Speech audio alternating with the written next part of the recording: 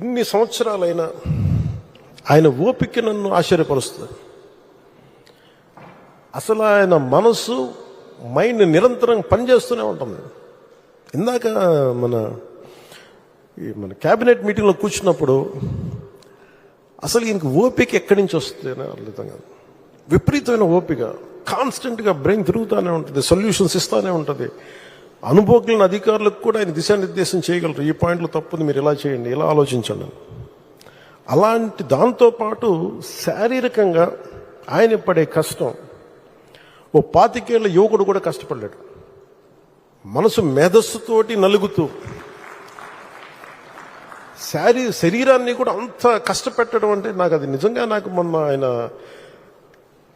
మన వరదలు వచ్చినప్పుడు అసలు ఆయన పడ్డ కష్టం కొంతమంది అనుకోవచ్చు ఆయన దిగాల్సింది ఏముంది అని. ఆయన నడిచి చూపిస్తున్నారు.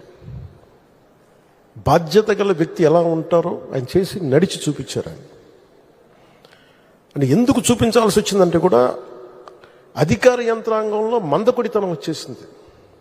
అంటే పనులు చేయకపోతే, ప్రాక్టీస్ చేయకపోతే ఏమైపోతుంది, మందకొడితనం వచ్చేసింది. ఒకసారి అంకుశం పెట్టి గుచ్చాలి. అలా ఆంధ్రప్రదేశ్ అధికార యంత్రాంగాన్ని గుచ్చడానికి ఆయన దిగారు. ఆయన అసలు ఆయనకు అవసరం లేదు. ఈ ప్రపంచంలో కూడా మీరు చెప్పండి, 9/11 ఇన్సిడెంట్ జరిగితే జార్జ్ బుష్ వచ్చి కూర్చోలేదు అక్కడ న్యూయార్క్లో.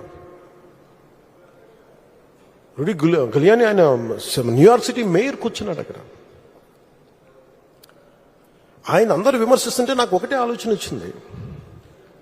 అన్ని స్థానిక సంస్థల్లో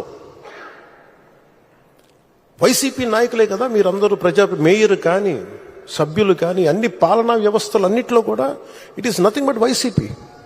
70% పంచాయతీల్లో వాళ్ళే, అన్ని స్థానిక నగర పంచాయతీల్లో మనకి అన్ని నగరపాలికలు అన్ని సంస్థలు కూడా వాళ్ళే. అసలు విజయవాడలో ఉన్న మేయర్ ఏమైపోయి ఫస్ట్ సిటిజన్ అంటాం, మొదటి ప్రథమ పౌరుడు అంటాం కదా విజయవాడకి. వాళ్ళకి బాధ్యత లేదా? వైసీపీకి బాధ్యత లేదా? ఎంతసేపు ఆయన విమర్శించడమేనా? నాకు అనిపించింది అసలు పంచాయతీలు కానీ స్థానిక సంస్థల్లో ఉండే వైసీపీ సభ్యులు కానీ ఏమైపోయారు?